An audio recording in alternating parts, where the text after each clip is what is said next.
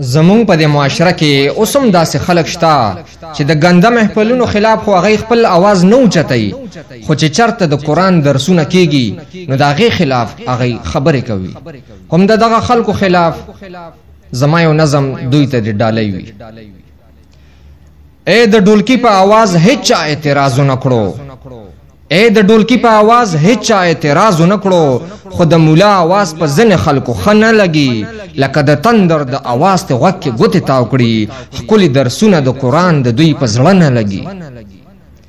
تر نیمو شپو د هجړاګانو تماشو تناسوي، خو د قران په درس د ورځې تنقیدونه کوي.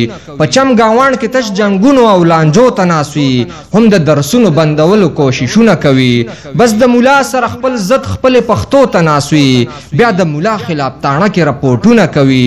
د شیطانانو په محفل کې مشورو تناسوي، د مدرسو خلاف ناکامه کوششونه کوي. په لوډ سپیکر کې تلاوت یا ترجمه چې کیږي د خولي اوازونه په خواږه نه لګي. اے د ډولکی په आवाज هیڅ اعتراض نه کړو، خو د مولا आवाज په ځنه خلکو خنه لګي. دی تباشوی ګوره چا چې بنیتی کړي دا، دی تباشوی ګوره چا چې بنیتی کړي دا. د حسد دغ زړه د صفا کړه پرهیزګار شه ګلا، ټول دی غرق شوی دلته چا چې پلیتی کړي دا. خپل ځان کړه پاک او پاک الله ته توبهګار شه ګلا، تاک د دین د علما سره سختی کړي دا. معافی ته وغواړه او رب ته استغفار شه ګلا. علما ټول عمر خبره قیمتي کړي دا، ورته غوږ کېږ د ورپسې په نیغه لار شه ګلا. د دوی درسونه د ژوندون لار روښانه ساتي، رڼا په کار دستا نظر خو په تیاره نه لګي. اې د ډولکی په आवाज هیڅ اعتراض نه کړو، خو د مولا आवाज په ځنه خلکو خنه لګي.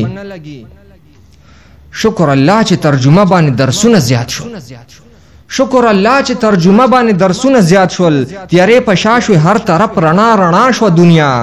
د دوی لوجه په هر کور کې رحمتونه زیات شول، د خاو بد نشو خبر خلا خلا شو دنیا. قرآن سره هم د هر چا محبتونه زیات شول، لکه جنت غونته هم خپل د هر چا شو دنیا. ز ظریف خان د علماو به دفاع کوما، اوس د صحیح مقصد نه ډکه دا دنیا شو زما. ته هم د دین د اشاعت دغه आवाज پورته کړه، درسونه عام کړه کور په کور په دې خو نه لګي.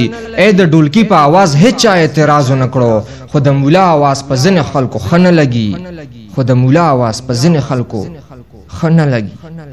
مننه.